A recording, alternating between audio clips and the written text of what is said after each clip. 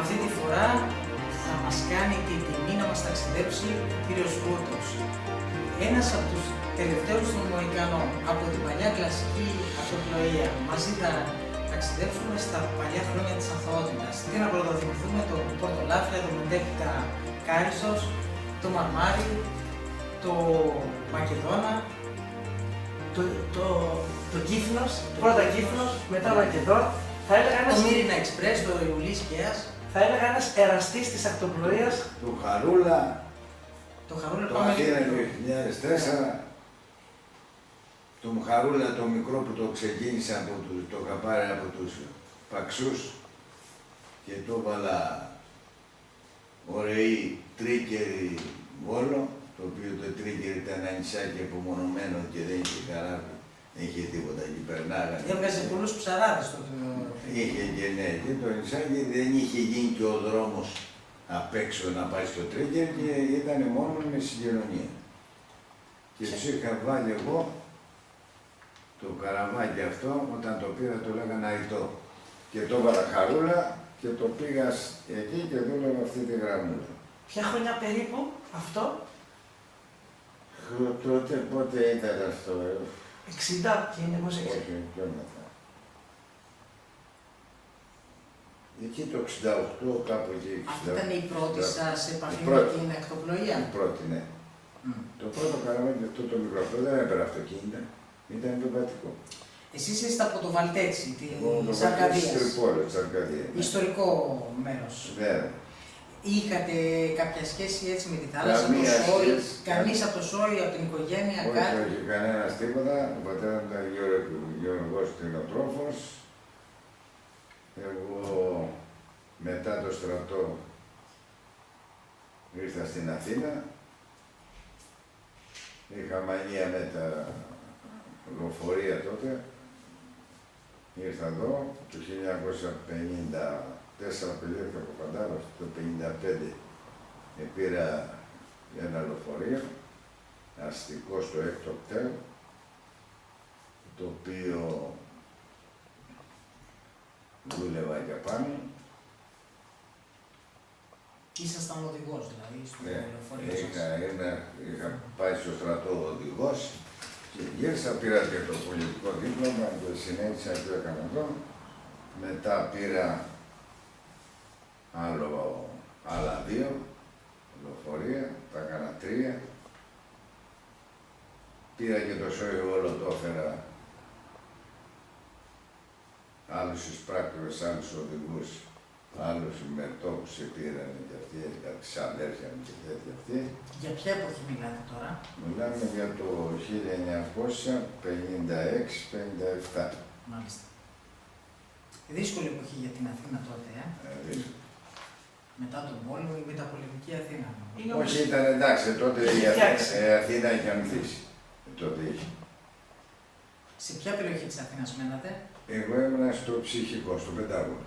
Μάλιστα. Έμενα εκεί. Είχα ένα σπιτάκι εκεί και έμενα εκεί. Και δούλευα για πάνω στο λεωφορείο και μετά που πήρα το άλλο δούλευα 2 βάρδιες. Δούλευα το πρωί στο ένα, το απόγευμα στο άλλο. Ο πατέρας σας με τι ασχολιόταν? Ο πατέρας μας ήταν γεωκτηνοτρόφος. Είχαν πρόβατα, κτήματα στο Νερμιόνι, στην Τρίπολη, απάνω και τέτοια, γιατί αυτοί φεύγαν το χειμώνα από το Βαλτέτσι, ερχόταν στο Κρανίδι, η Πορτοχέλη, εκεί μέσα που έκανε κτήματα και κτηνοτροφία. Ερχόταν το καλοκαίρι στην Τρίπολη, το χειμώνα στο Πορτοχέλη. Οπότε τα λεωφορεία ήταν ένα δικό σας πάθος? Δικό μου, δεν είχαν καμία σχέση με το. Βοήθησε ο πατέρας μου τότε, θυμάμαι εγώ από εκεί, ότι κάτι οικονομίας που είχαμε, ήρθα και πήρα το μισό λεωφορείο τότε και σιγά σιγά εγώ πάλεψα και τα έκανα 3. Και μετά από εκεί τα πράγματα στην αρχή πήγαιναν καλά. Ήταν ο Ψαθάς, ο δημοσιογράφος, έλεγε φοπλιστές της ασφάλτου, γιατί ευθύναν και λεφτά τότε. Μετά σιγά σιγά βγάλανε τα κρατικά λεωφορεία. Την άσφαλτ λέγανε τότε. Και τα πράγματα δεν πηγαίνανε καλά. Και εγώ τα βοήθησα. Πρόλαβα. Γιατί όσοι μείνανε, τους πήρε το κράτος άδειες, τους έδωσαν το μισό ταξί.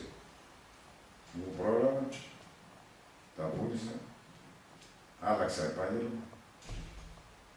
Άρχισα να παίρνω εκτάσεις, να κάνω οικόπεδα και να ασχοληθώ με τη γη με τα οικόπεδα. Και πήρα και όλο το σόι, και άμα πας τώρα στην Ερμιόνη και από εδώ βγει, όλο γούτος, προγραμματική, ολόκληρο το θέλω. Γενικά διαβάσατε τα σημεία των καιρών, δηλαδή βλέπατε πιο μπροστά. Ναι. Ότι τις σχολίες ή τις εμπορίες που Είδα εγώ αυτή την εποχή, τη στιγμή που αρχίσανε, φέρανε κρατικά και λέγανε και τούτα και τα άλλα. Και θυμάμαι τότε είπε ο Γεροκαραμαλής, μαζευτείτε κάτι μια ομάδα, μια οργάνωση, γιατί δεν γίνεται διαφορετικά, θα τα πάρει το κράτος. Τώρα το ακτέλ και εκεί ο κόσμος δεν μπορεί να σιωνίδια κάνει, μόνο η Θεσσαλονίκη έχει τον ΟΑΣΙ που κάνανε αυτοί. Κάνανε και τον έχουν ακόμα. Αν είχαμε κάνει κι εμείς εδώ τα κτέλ, δεν θα έρχονταν τα κρατικά, θα είμαστε εμείς. Σαν μη κρατικά, τι είναι το μας, τόσο ιδιωτικά είναι τώρα το ΟΑΣΙ της Θεσσαλονίκης που τα έχουν οι ίδιοι, δεν τα χάσανε όπως τα χάσανε εδώ. Ήταν πολλά τα λεωφορεία, ήταν λίγα. Ήταν 5 κτέλ εδώ μέσα. Το έκτο κτέλ ήταν εδώ, από εδώ, αυτή η Το έκτο κτέλ ήταν το καλύτερο, ήταν Βάρκιζα, Βούλα, Βουλιαγμένη, Παγκράτη, Κολιάτσου, Νέα Σμύρνη, Άνω Νέα Σμύρνη, ήταν κάτω, πηγαίναμε και στο Νεοφάλιρο, είχε τις καλύτερες γραμμές ήταν. Και γι' αυτό ήταν και το πρώτο κτέλ, το οποίο είχε Κηφισά, Κάλλη, ξέρω, τα δύο κτέλ ήταν αυτά. Τα μίζωνα τα λέγανε, ήταν τα πιο μεγάλα λεωφορεία. Και τα άλλα ήταν τα άλλα κτέλ που είχαν μικρότερα λεωφορεία, λιγότερες θέσεις. Οι θέσεις τότε πόσες ήτανε 40? Όχι, τότε εγώ αυτό που είχα και αυτά που πήρα ήταν πέραν μέσα 120-130 επιβάτες. 120 ήταν. Είχαν τόσο πολλές θέσεις. Ναι, ήταν μεγάλο. Αυτές οι πληροφορίες εντωμεταξύ ενδιαφέρουν πάρα πολύ και για αυτούς που ασχολούνται με τα λεωφορεία. Ναι, ναι. Και αυτοί. Γιατί υπάρχουν όπως με τους καραβολάτρες που είμαστε εμείς, υπάρχουν και οι λεωφοριολάτρες. Ναι, ναι. Τότε μάρκες τι είχατε πάρει εσείς, δηλαδή τι μάρκες? Εγώ όταν το πρώτο πήρα ήταν ένα αμερικάνικο Στέρλι. Μάλιστα. Με μια μούρη μεγάλη, με ένα προφυλακτήρα μεγάλο, είχε ένα καντρόνι από ξύλο τέτοιο θηρίο και ήταν αυτό. Και μετά τα άλλα, το ένα τα σκάνια, τα άλλαξα εγώ μετά γιατί αυτά τα παλιά και τα έβγαλα και τα δύο σκάνια. Και πώς ήρθε η επαφή με τη θάλασσα? Η επαφή με τη θάλασσα, εμείς επειδή εκεί στην Ερμιόνη είχαμε καΐκια, βαπόρια και ξέρω εγώ που ήταν εκεί που κόντανε, που κάνανε το χειμώνα που μέναμε κάτω στην Ερμιόνη συγκεκριμένα. Και φτιάχνουν και καΐκια. Φτιάχνουν και καΐκια και Ελλάδα, φτιάχνουν καΐκια. Έχουν μια ξεχωριστή νοοτροπία. Είχα μια ιδέα προς τα άλλα, σαν και με ζάλιζε στην αρχή που έπαιρνα μέσα από τη ρουτά. Και σιγά σιγά αφού έκανα όλα τα επαγγέλματα, ήθελα παράλληλα να έχω και κάτι άλλο. Και τότε πηγαίνατε κάτω με το Κύκνος, με ποιο? Με το Κύκνος, με το Νεράιδα, με τον Πορτοκαλί ήλιο, πηγαίναν αυτά και στην Ερμιόνη. Και πήρατε αυτό που είπατε, το Χαρούλα. Πήρα, είχα γνωρίσει κάποιον, καπετάνιο δηλαδή, και πέρα και μου λέει να πάρουμε ένα καραβάκι μαζί και ξέρω εγώ. Τον πουλιέται στο ίδιο, να τον βάλουμε εκεί στη γραμμούλα. Αυτός ήταν από την Εύη. Πράγμα, το πήραμε και το βάλαμε εκεί. Ωραίοι, τρίκυροι, γκολ. Δεν έπαιρνα αυτοκίνητα, όπως τα άλλα ήταν μόνο επιβάτες. Το νησί, το τρίκυρι δεν ξέρω να το ξέρω. Ξέρεις, είναι ωραίο νησί. Μέσα, δεν ξέρω και πάει πολύ ωραίο. Δεν είχε συγκοινωνία τίποτα. Το τρίκυρι είχε. Το νησί Τρικέρο δεν είχε. Που είχε μεγάλη έκταση, έχει εκκλησίες, έχει σπίτια, έχει ψαράδες, έχει... Και πήγα εγώ και έβγαλα όνομα τότε που έβαλα το καραβάκι εκείνο. Έπιασε με την πρώτη? Ναι. Ωραίοι, τρίκυροι γκολ. Είχε κάθε μέρα. Έφυγε το πρωί από τους ωραίους και πήγαινε στο Βόλο και έφερε το απόγευμα από το Βόλο, κατά τις 3, δεν θυμάμαι, 4 και διανυκτέρευε στους Ορεούς. Ορεούς. Αυτό πόσα χρόνια το κρατήσατε? Πέρασε πολλά χρόνια, 5-6 χρόνια, μπορεί και παραπάνω. Και μετά ήταν το Σποράδες, αυτό που λέει Σκοπελίτης, το οποίο δούλευε εκεί. Αυτό ο Βόλος, Στιάφος, Σκόπελο, Αλόνης. Ήταν το καλύτερο καράβι της Ποιο ανταγωνιζόταν τότε, ποιο άλλο? Είχε το Κολοκοτρώνη και είχε και του νομικού ένα θύρα το λέει. Ναι, το θύρα, το θύρα. θύρα. Το μετέπειτα Ήρα. Ναι, μετά που ήρθε. Πήγε στη Μύκονο. Και ήταν αυτό, ήταν απάνω ένας καπετάνιος παραδοσιακός, χοντρός ο Ηλίας, ποιος χωριστόν τότε. Εσείς τον είχατε τον Ηλία? Εγώ τον βρήκα στο καράβι και τον είχα μέχρι που το πούλησαν τελικά εγώ αυτό. Εσείς το πουλήσατε στον Σκοπελίτη, μετά στο... Ναι, το Σκοπελίτη. Και ήταν ωραίος καπετάνιος και όταν τους έπιανε φορτούνα φεύγανε και πηγαίνανε πίσω από εκεί τον Αγλόντα, ένα μέρος το λένε, που είχε απάγιο. Και όλοι περιμένανε, αυτός ήταν πρακτικός καπετάνιος, αλλά μιλάμε για καπετανέα βγαίνει από τα καΐκια, γιατί το έχω πει εγώ και στο Υπουργείο που είχα πάει και κάτι που κουνιόνταν εκεί πέρα, γιατί ήμουν και εσύ, εκεί στο, που βγάλουν τους ναυτικούς σε ένα συνέντευξη. Οι δικοί σας πώς το είχαν πάρει αυτό που ασχολήθηκε ένα μέλος της οικογένειας από το ΣΟΗ με θάλασσα που ήταν κάτι άγνωστο για τους Τεριανούς? Γιατί είστε βαθιά μέσα από την Πελοπόννησο, είστε κέντρο. Ναι. Πώς το πήρανε, πώς το είδανε, τις κινήσεις σας αυτές? Όλοι δεν το υπολογίζανε κανένας. Όλοι τα τρέλα και λέει αυτός θα χαθεί, θα κάνει, μέχρι εδώ και εδώ πέρα στο Υπουργείο. Εγώ έχω αφήσει εποχές στο Υπουργείο. Εγώ έφτασα να έχω 8-10 βαπόρια. Είχα και ένα φορτηγάκι πάλι εκεί πέρα που για λάδια και τέτοια και τα άλλα και αυτά. Και όταν ήρθα να δώσω ενεργή, στην αρχή που ήρθα στο Υπουργείο, δεν υπολογίζανε, λέγανε να έρθει ο Βλάχος, λέγανε να κάνει και ξέρω εγώ τι έγινε. Και θυμάσαι τους μοίρασε 700 κλήσεις στον Αραβόνα. Ναι, στο Χαρούλα. Και μου λέει κάτι, γιατί είναι όλοι οι Ολβρέχτες, του λέει δεν έχουν ιδέα τι πάει να πει κλίτσα. Και του λέει, μα δεν τρέπεσαν, του λέω θα πέσουνε όπως πρέπει τα πρόβατα στην Παπακόπτα για τις κλίτσες. Μας σκοτώσανε η κοπέλα που έχω μέσα και άλλοι και όλα πρωτοπάρα από και τέτοιες. Και σιγά και που τόναμε, εγώ εξελίχθηκα καλύτερος από όλους αυτούς εκεί πέρα και έμεινα ακόμα. Όλοι οι πεθαμένοι και αν δεν ήταν σχολημένος μια να βάλω τα βαπόρια, τότε εγώ τότε είχα βαπόρια καινούργια και δεν. Το Χαρούλα πάνω πια 2,5 δις στο Βόλο. Είναι και μια γραμμή που του ταιριάζει γάρι. Ναι, γιατί εγώ μετά το έφτιαξα, μετά δεν είχε πει σωστά.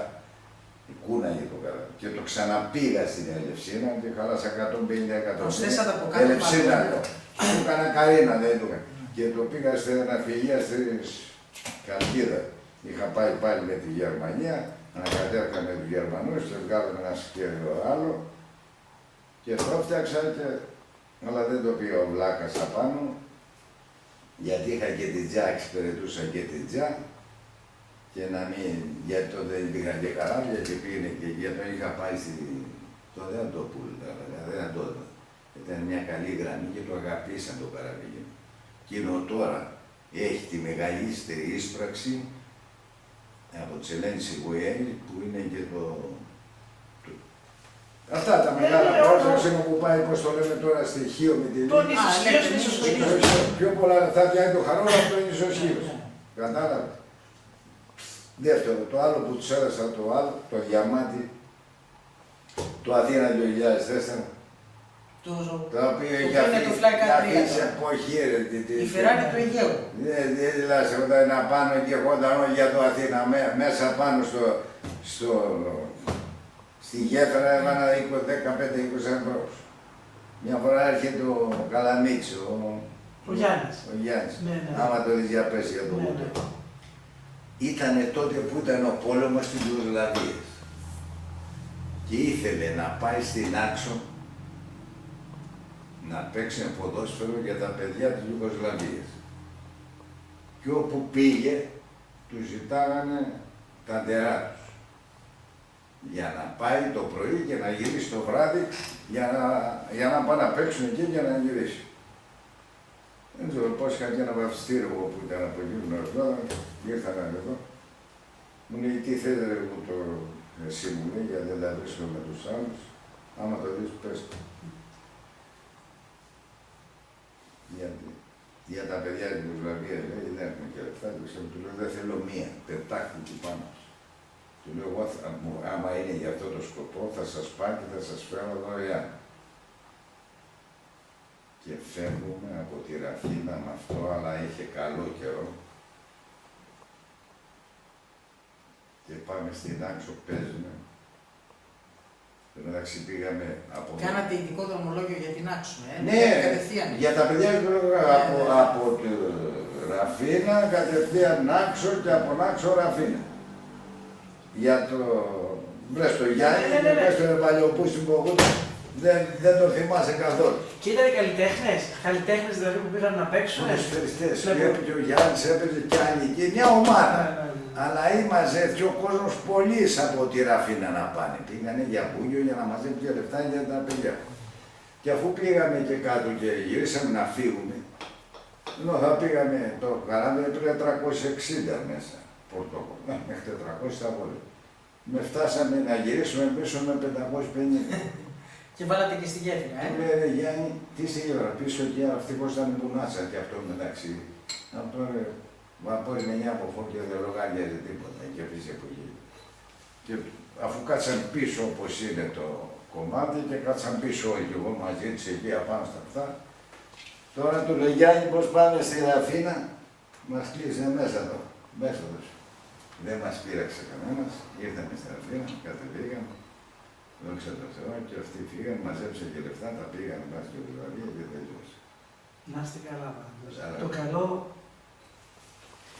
Μιας και αναφερθήκατε, συγγνώμη, επειδή μίλησε τώρα για το Αθήνα 2004, και μιας και αναφερθήκατε σε αυτό, αυτό το παραγγείλατε εξ αρχής, δηλαδή ζηλέψατε τα νέα στη τεχνολογία, στα χύπλοα και πήγατε εξ αρχής και το παραγγείλατε ή το είδατε κάτι έτοιμο και... Όχι, δεν γίνεται. Καταρχήν εγώ το παρήγγειλα, όχι μόνο, και έστειλα από εδώ κόσμο και πήγανε